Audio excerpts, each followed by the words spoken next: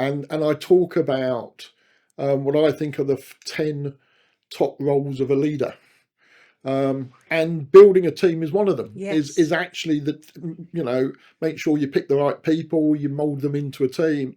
And I talked about a mantra that I've always had, which is get the best people you can, Yeah. make them into the best team, and then over the next year and for every year, look to how you make them at least 10% better. So it's best Well, people, in my best book, team, 10% better, kind of. And I yeah, have the quote which I said, for a leader, you stand on the shoulders of the giants you exactly. create. Yeah, And I think that's the point. It's like there's a lot of ego-driven people who call themselves leaders, but basically they're managers or directors, who try and suppress people. So they yeah, always look amazing. yeah. And actually, that's not your job, No, because by the time whenever I've led a team, I know that the people who are doing the job day in, day out, heading this or doing that, they've actually got all the insight. They're the of ones course who are they are. having the showers and getting the eureka And moments. you actually want people who are better than Yes, you, yes, particularly if they're specialists in their field. Of course, you want them to be absolutely. better than you because you're not that expert. Yeah, But just generally, it's much better to have people that are, yeah, and then it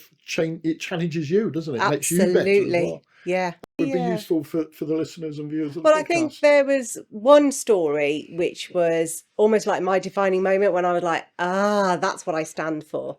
And I I'd actually recently moved to Worcester, and I got a job in the energy industry, and there was an outgoing manager who we had about a month together while she showed me, what to do.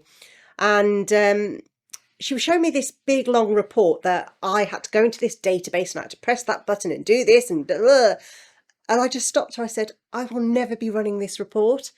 And she was like, but this is your job. I said, no, we've got a whole team of data analysts that it's their job to do it. I said, this is not what I do. I'm not a data analyst.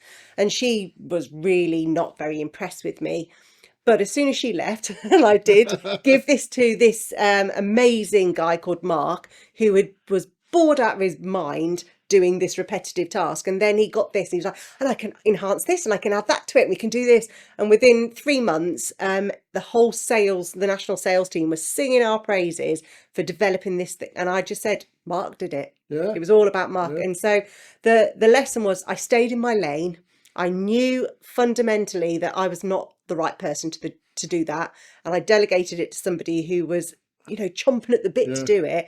And then I gave him the credit at the yeah. end.